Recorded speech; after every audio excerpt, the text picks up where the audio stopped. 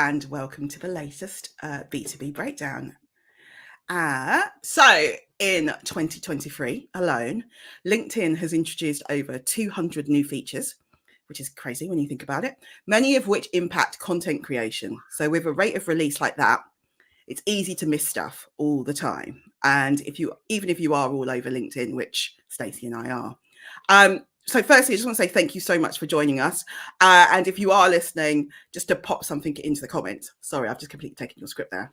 That's okay. You also skip past introducing yourself, but that's fine. We can move things around. Do you know what? I just didn't take those notes. That was really smart of me. Anyway, I'm Iowa Bast. I'm a marketing consultant, speaker, content creator, someone who takes the wrong parts of a script. You'll go. I completely missed it. I was like, this is weird to start here. I'm Stacey Meadwell. I call myself the nerdy property writer on LinkedIn. I am a former B2B property journalist turned content creator working directly with businesses in the built environment, helping them to create content. I also do some training, media training as well. I practice. Fantastic. I know, and you've got the beginning of the script, which I didn't do. And Fiona Riddle says hello, and so does Steve Folland. Hi, Steve. Hi, Fiona. Hi, Steve. Thank you for joining us. It's all going to go smooth. It's all going to go smoothly from now on. This is brilliant. What do you mean? This is great. This is smooth. Right. Okay. So anyway, like I already started, was in 2023 alone, LinkedIn introduced over 200 new features, which is tons.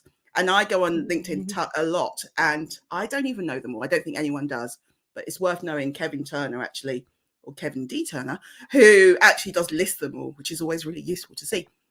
Anyway, so the new features are really quite good. So they can increase the range of your content, boost engagement, and propel your reach. So, and they can also help you stand out from the crowd for what everyone else is doing. And it's all stuff that is actually relatively easy to use and low cost or no cost.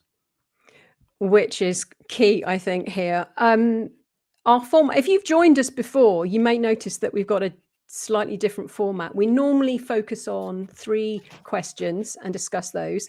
But what we're going to do today is we're going to talk through 5 tools or features that we think are underused or that you might not know about, that we actually think are quite useful. We do want to hear from you. And thank you for all the comments coming in. That's great, because we see that people are there watching live, which is always good to know. But if you have a question, do pop it in the comments and we will come to it. Or even if you just got a thought or a comment on something that we're talking about, do let us know. So let's get cracking, Io. I think you're taking the first one, which is creator mode. Okay, so hey, look, I did some slides. Yay! And look, it's me, like 4 times on screen, or like 3 times on screen. That's great. So creator mode. So creator mode was basically launched, I think it was about 18 months ago by LinkedIn. And it was about giving users more access to sharing tools. It gives them better analytics. And it's basically a way, it gives you more control over your LinkedIn profile. So it's like, what do you really want to show your audience at that point from your content? So you've got more control of your content, better analytics, and more features.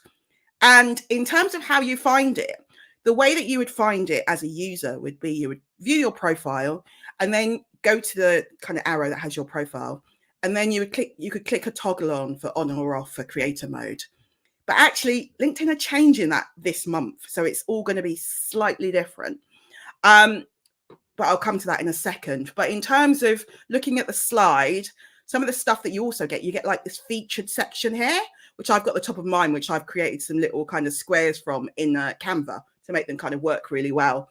And then also you can choose more in terms of what you want to show. So you can decide that you want to show posts for this month, or you might want to show, actually, I've got some really good videos that I want to push. So you can have videos as the first thing that people see. So you can choose which type of content you want to spotlight on your actual profile, which is actually really, really useful feature. But I think just understanding that you're kind of in creator mode, you're given more, I guess, freedom. But I mean, the main things that are coming up now is that LinkedIn are now giving a lot of the creator mode features to everybody. So they're going to start rolling that out this month, actually. So in February. So there's a link, which I will put in the comments, actually, which is all about creator mode and what's changing in terms of LinkedIn. So they're going to take away the creator mode on off button in March. That's only next month. But you're still keeping all your creator mode features. I just think what they're going to do is actually give everybody more features. And it's also going to give you more kind of control over whether or not you have a follow button or a connect button as well. So those are the kind of two main things. And I think the about topics are going further. So the about your profile is going to be further up on your profile. Mm-hmm. I'll share links to that in the comments so you can have a good read yourself, but that's knowing. What the other important thing to remember about creator mode that they're rolling out to everybody is it gives you access to certain features, two of which that we're going to be talking about a little later on.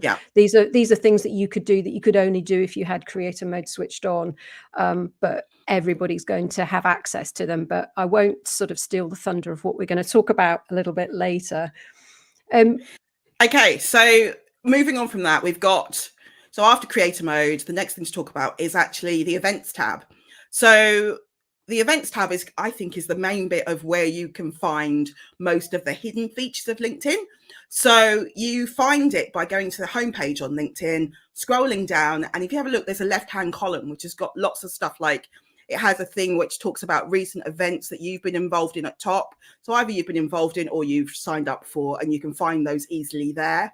And then you've got groups, which I have to admit I don't use at all. But I think it's the old LinkedIn groups because they're all spammy now and rubbish. And then underneath that, you've got the events tab. Now, if you have a look there, it's got for me, it's got a live that I did last week for my marketing show. And then it's also got things that I've signed up for or watched recently. So that is how you find the event. And if you click on here, and basically you go down, then the next slide, let me make sure I'm in the right bit. It gives you this, which is basically the events tab. And this is where you find LinkedIn's audio events, LinkedIn's live video events like this one.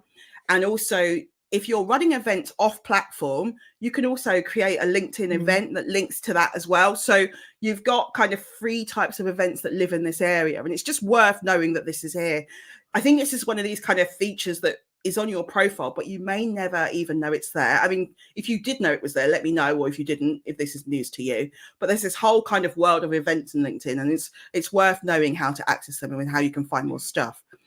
And I would just jump in and say that if you are using the app, you just click on your little profile pic and you get 2 options there. One is groups and one is events, and you come to that same page. If you click on events, it gives you a list of all the things that either your lives that you're doing, stuff that you've said you're attending, or external events. And I think the external events thing is quite interesting. And I don't think people, you use that very much. Yeah. It's a really good way of promoting stuff that you are doing off the platform.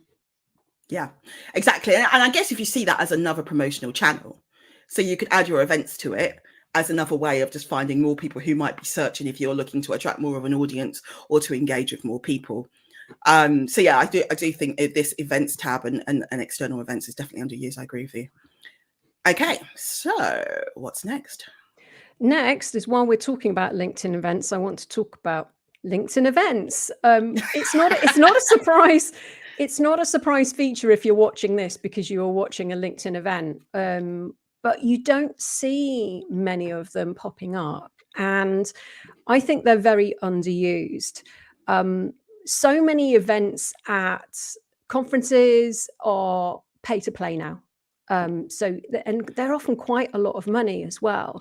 Whereas a LinkedIn event, doing something like this, is fairly low cost. You have to use an external streaming platform. We use StreamYard. But the cost of that is fairly low compared to what you would have to pay if you were doing a panel or a discussion at a conference. And the key thing is, it's an event that you control. You decide when it is. You decide on the topic, the format, and if you want guests, you can do solo. So if you wanted to just do a live by yourself, you could do that. That whole idea of that absolutely terrifies me. So I wouldn't do that. Or you could do like co-host, like we do these together every month. or you can have guests, and we have had guests. It might be you and a guest. You decide on the format. It's in your control to decide what you want to do. So you decide on the content, the time, and the format. And it's a great way, from a marketing point of view, it's a great way of engaging with people, because, as I say, you're all watching, you can comment, we can reply to your comments. It's a great way of having that interaction, and people watching you talking about things really helps build a connection. And when we've both had people come up to us and mention the lives that we do, that they've watched a live, they've seen us, and it breaks down those barriers. It's also a massive content generator. I'm a firm believer in, don't just do one piece of content. Take that piece of content and make it into lots of different content. And this is a classic example. Not only are we streaming live here to LinkedIn, but we're also simultaneously streaming live to IO's YouTube channel. We could also stream live to an Instagram channel. We could stream in 3 different places. We could also stream live as a webinar, so people don't even have to go onto a social platform. So you can be in 4 places at once. So there is that. You can download the video. The video appears as a replay on LinkedIn, so it's there forever. You can download the video and put it. So I take the video and I put that on my YouTube channel. So it's appearing on 2 YouTube channels. But we also cut and splice it, take little clips that we use in social posts and smaller little snippets. You can download the audio and turn it into a podcast. If you have a company podcast, you can run that audio through Otter and get a transcript and turn that into articles and blog posts. There are so many things that you can do. So it's, you left anything at all. I could talk about other things. I've got so many ideas. But the point being is the time. It doesn't take that long to set it up, does it, IO? I mean, no. Once you've sorted out the banner, we have a banner, and all we have to do is change the title and the date on it each time. Once you've set that up and you've set up your description, it only takes 5 minutes to set it up. It's really, really easy. LinkedIn has a guide to LinkedIn Lives and how it's step by step. And I can put a link to that in the comments afterwards. But considering the amount of work that goes into it and all the stuff you can generate from it, it feels a bit like a no-brainer, and not many people are doing it. And you can stream from your company page. So if you've got a big following on your company page, you can stream from there, as well as from personal accounts. So I'm a bit of a fan. Well, obviously we do them, but I just think it's a really powerful marketing tool, I feel, anyway. Okay, Gavin Wimbanks. Hi, Gavin. I know. Hi, Gavin.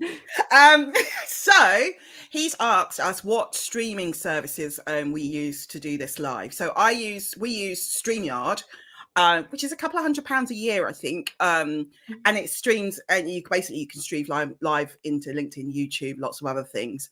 And it's a really good intuitive platform. Other ones you can explore, I think there's one called Ecom, which is ECOMM. And there's also one called Restream, which is RESTREAM. I'll put those in the comments afterwards as well. So they're 3 different platforms. And I would just say, just try them out and see. And I mean, they work really well, and they give you really professional quality audio. And actually the audio from this video, for example, I use in my podcast, so it is high quality audio and things like that. So I think it's finding one tool that works for you. But Ecamm, there you go, Steve Folland just said that. I think that's the main thing, is just try out some of these tools. I think the one thing to say though about video is, I think it's like any other piece of content that you do need some kind of structure. You do need to know roughly what you're doing, because I think sometimes people just stand there and just like, hi, we're just coming online. And it's like, this has no structure or no feel, and they're not thinking about the audience who are listening. So I think you do need to have a bit of a structure and kind of know roughly what you're going to do.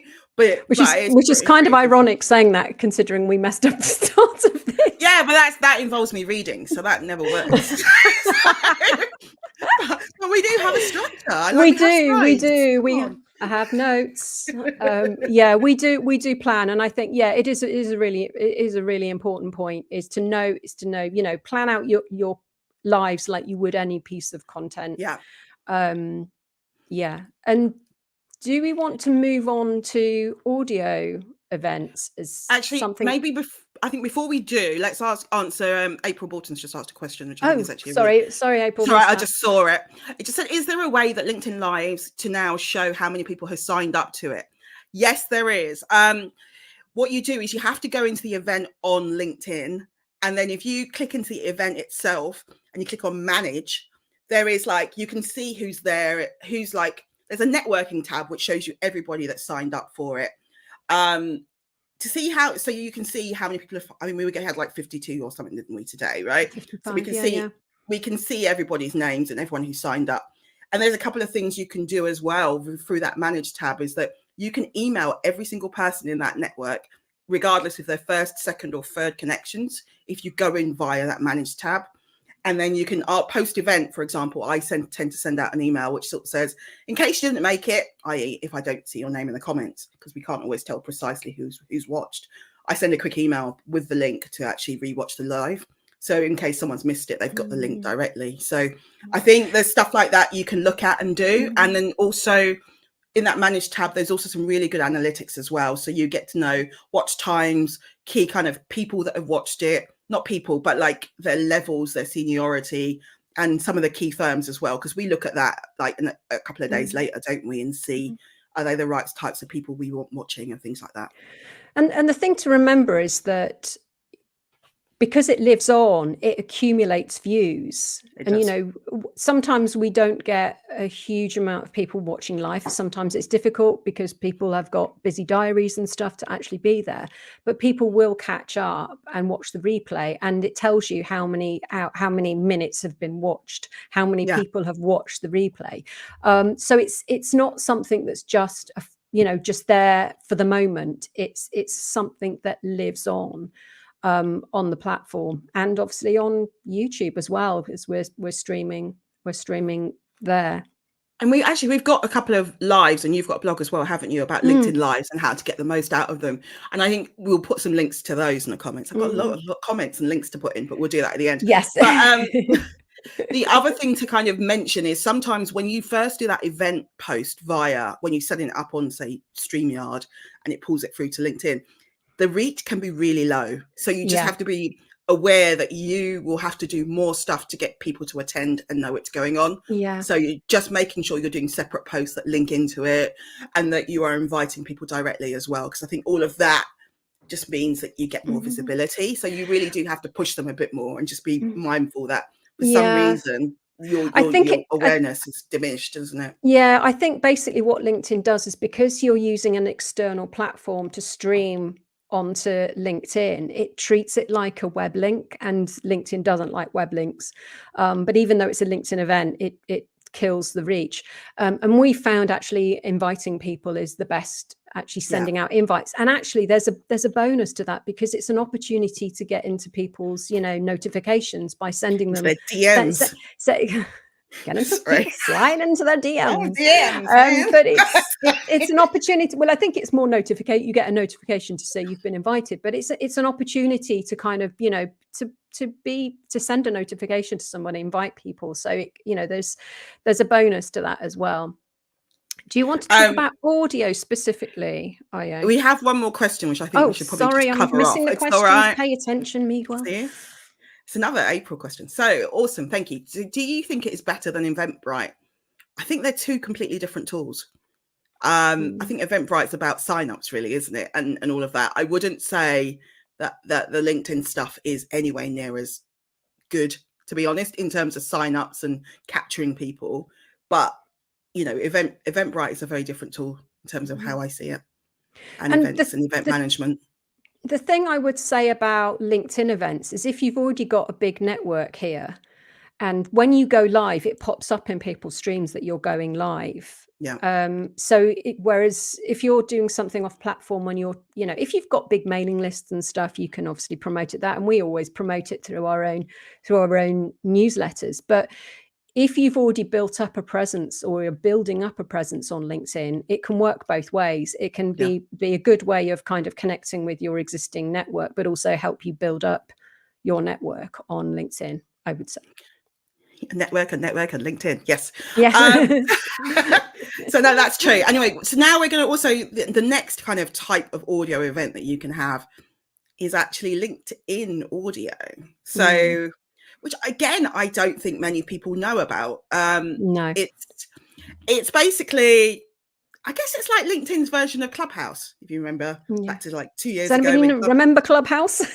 Yeah, when it was cool. And everyone was like, you haven't got an iPhone, you can't get on. And I was like, I don't have an iPhone, sorry. And then when they brought it out to Android, it was too late, wasn't it? So it's basically that. So it's audio events. And what's interesting about that is that, I mean, when it first came out, LinkedIn had so many gremlins and people didn't have volume and the volume was really bad and the audio was bad, but it's all been fixed and it works really, really well. And if anything, they seem to be pushing it algorithm wise. So there's a huge opportunity there to kind of build up a following audio wise. And again, I think it's about having that structure, knowing what you're doing. You know, you can have your set speakers who are your main people at the top table or panel or whatever, and then you can pull people from the audience or whatever, or manage it in the way that works for you. But just having that structure again. I was going to talk about Mel Barfield and Ben McKinney. They've started running a regular LinkedIn audio event for copywriters, and they have like a set time when they do it, themes, topics. They have guests. They had Dave Harlan the other day, and they, on the back of that, they then do a Substack newsletter where they write up about the event, you know, include quotes from people and sort of tag people in. But I think the one thing about LinkedIn audio is that you can't record them. So for me, that's a huge misstep because, like we say, we're really into repurposing. How else can we get more bang for our buck? And let's be honest, people are busy, can't always make certain times. So I think that's the one kind of area where I'm like, add in a recording feature. It will make it so much easier. So I think that's the one bit where that kind of falls down, and which is why I haven't really tried it. But I guess some people are kind of doing their own thing and having kind of ways around it to record the audio and then use it in some way, shape, or form. I have no idea how they're doing that. No, there is a way. I've heard of people talking about there is a way that you can hack it so that you can get a recording. But maybe it's one that we should try at some point. We should give it a go, because neither of us have actually tried the audio. That's the one we haven't. And it's kind of like, I suppose it's sort of a more, it's sort of like listening to a live podcast, I suppose, is the best way of describing it. And, you know, if people want to ask a question, you can invite them and they can actually verbally ask the question rather than type something in. But yeah, maybe we should give it a go. But as you say, the algorithm is really pushing it at the moment. No, I was going to say, there's a lady called, good one to try. There's a lady called Liz Hamlet, actually, and she's running some masterclasses on running LinkedIn audio events, which I think she's charging like 20 quid for. And I think I've got a feeling, though, it's going to be a very similar thing to how you run a LinkedIn Live. You know, that just understanding how you manage it. But I think that's the main thing, is that just knowing that all of that is there for audio and give it a go. And I think you can build up good communities. So yeah. So we do need to try one. We are going to try one, by the way. We will. Heard it here first. Audio only. That's us. But yeah. Shall we talk about newsletters next? Because this is another, I think, underused feature. This is a creator mode feature that is being rolled out. You don't need an external platform. You don't need MailerLite or anything like that. This is something you can purely do through LinkedIn. And once you've got it set up, I mean, all you really need is a banner. And I think you put a little description about what your newsletter is about. But once you've done that, you just literally create an article and it sends it out to all your subscribers of your newsletter. And one of the things that I found, because I started a LinkedIn newsletter back in the summer, I'd already started an email newsletter, and the email newsletter is still important. It's something I will continue doing. But the speed with which you gather subscribers to a LinkedIn Yeah. newsletter is crazy. I mean, I'm a freelancer, so I don't have big company backing or anything. And I got to 1,000 subscribers really, really quickly. It kind of tails off. You don't get that level of increase month on month after the initial kind of initial start, the initial publication of your newsletter. Yeah. But it carries on creeping up, and I don't do any promotion I don't ask people to subscribe. It literally finds subscribers, and because it's an article, it's Google searchable. So it's a really useful tool. The first one you put out, make sure it's all singing, all dancing, because the algorithm will really push your first newsletter really hard, which is, I think, why you get a massive influx of subscribers when you first start. And then subsequent issues, I think it gets put in all the feeds of your subscribers. And it has really good stats. It will tell you how many people have it's not just impressions, because impressions are a bit of a wishy-washy stat because they don't tell you who's read it, but it will tell you how many people have viewed your article, which I think is really useful. And my last edition, I got nearly 400 views. And I'm not a big company. So I know that there are companies. I know you've got an example of a company that does a newsletter. But the other thing to remember is that with newsletters, you can have more than one. You can run them from your company page. So if you are a big business with several different departments, several different disciplines, you could run say, for example, you're an agency and you cover, you could have one for the office sector, you could have one for the industrial sector, you could have one for the residential, you could have more than one newsletter, and you can tell them, is this right, Ayu? You can tailor them to go out to specific audiences. I think you can. If you can't do the segmentation, I think that's where that could fall down. So I would look into the segmentation part, because I'm not entirely sure, because I've not tried it. I think that would be the only bit where I'm like, because if you're only, if you're a large agent, you're going to have so many different markets. I think you just need to be mindful of that. But at least, you can have, if there are certain themes that work across multiple segments of your audience, then great. But if not, and you can't segment as much, then maybe having that many different kind of specific newsletters might not work as well. But do you know what? That's the kind of thing you can try quite easily and see how it goes. But I just don't think people are maximizing their use of it. No. And also, I think, go on.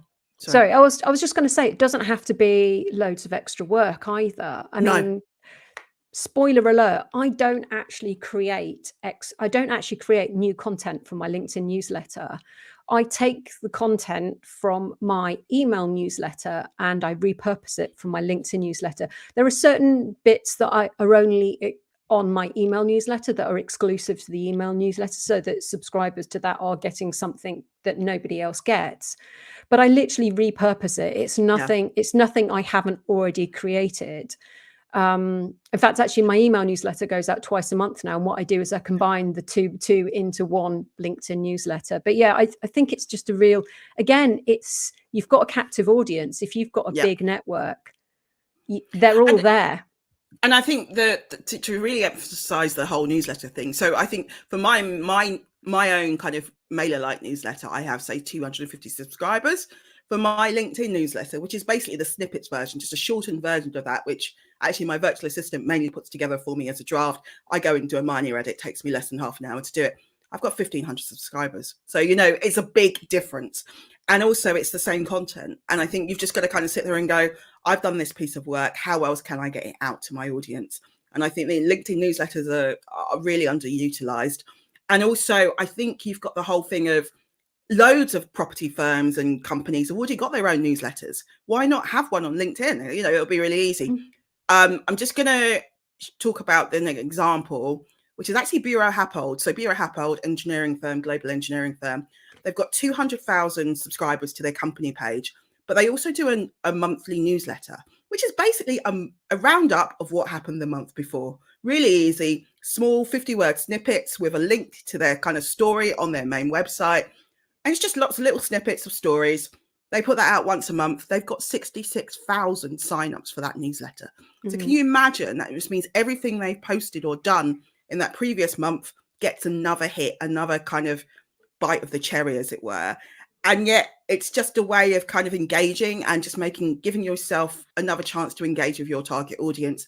And it's a relatively simple thing to do, and it's free. So for me, there aren't that many firms actually doing this, and it's a huge opportunity. It's a missed opportunity. So yeah, that I thought was a really useful one to see.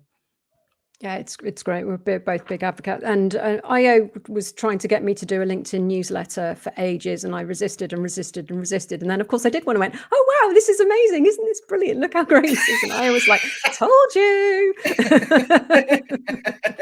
I think it's because you're like, oh, I don't want to do another thing. But you're like, actually, this is really easy to do. It's not a huge amount of work for a hell of a lot of visibility. Yeah, so and it doesn't cost anything other than a bit of your time. Yeah, I think is the other thing. We're going to go slightly over on our time for this one. I hope you don't mind and will indulge us. But our final one is actually link different types of posts that you have on LinkedIn. exactly. Do you want to go first? So yeah, someone has actually called me the Queen of Polls, which I think is a great name. I know, because I love doing polls. There was a time when polls were really doing amazingly well in the algorithm, and everyone was doing them, and that's kind of when I backed away. But now, not that many people are doing them, and I still love them. So now I'm back. So polls are great, and it's a way, I guess, for me, I kind of think of it when I'm going for a personal conundrum of thinking, oh, what should I do here? Or a client asks me a question. Quite often, I turn them into a poll. I keep it simple. So normally simple questions. And generally, it's a great way of having engagement, having conversations with people, and just kind of keep stuff relatively broad brush, because really it's about getting engagement and having conversations and starting something with different people. So, I mean, some of my recent polls have been, do you class yourself as an expert? Do you call yourself an influencer? How do you learn? What's your content priority? So it's all just little things like that. And some of those will link to maybe one of our lives or something that we're doing or trying to push. So polls, I think, are a kind of a good way of starting conversations, and they do still work. But yeah, don't do the ones about what did you have for breakfast. I hate those. Yeah, or coffee or tea? No, I mean keep it relevant. And the algorithm does push polls, so you can actually get quite good traction on a poll with not without too much effort. So they're definitely one, and it just mixes up your content, I think. Yeah. I was going to actually, because I noticed on there that on that one you've got other, please comment. And one of the things that I was going to suggest, IO, is don't put that as an option, because keep it so that people either have to choose something and then encourage them to comment if they don't see the option that they like. I've seen that would be my sneaky little tactic. Yeah, that's one thing. I mean, to be honest, my people still do comment, darling, so it works. Don't worry. I'm like, I know, I've heard that one before, but no, I still add it. There you go. Anyway, sorry. No, that's fine. Okay. Just ignore me. My idea is rubbish. No, I'm just challenging it. We don't have to agree on everything. No, absolutely. If it works for you, it works for you. So document posts. Now I did a poll about and I mentioned document posts, and somebody commented that aren't those carousels. Now some people call them carousels, some people call them sliders. LinkedIn, you call them sliders. I've never heard that. I've heard other people calling them sliders. I don't know what to call them. This is the thing. LinkedIn calls them document, and this is where you just open a post and it's got all the little options below. And if you click on document, it lets you basically upload slides. It's a PDF. You just upload a PDF. I don't know whether you can do it from, I imagine that it works from a PowerPoint, and you convert that to a PDF and upload it that way. Or I use Canva and I create a load of Canva slides and I save it as a PDF and upload it. The reason why I think this is a good thing to do is it's like polls. It's a different type of content, and it's got good dwell because people click through from slide to slide to slide. So it tends to get pretty good impressions. My tip would be don't put too much text on each slide. You see some where people have just put so much information on each slide. It's just too much. So keep it short and sweet. I mean, you could take, if you've done a thought leader and you've got 5 key points, make a point, make a slide for each point and make a document post that way. There are all sorts of different things that you can do. But they get that, they get really good engagement. And it's just something different from doing a text post or a text and image post. And I just think layout wise for the slides, what you're saying about keeping the wording, like keeping the wording down so they're not too wordy, it's really, really important, especially because quite often people just scroll on their mobile phones. So think about having slides that work on a mobile phone. You try it, have a look, and then you realize actually your text is too small. So I think have that in mind, that especially me, like when I can't sleep, I might just be scrolling. I know.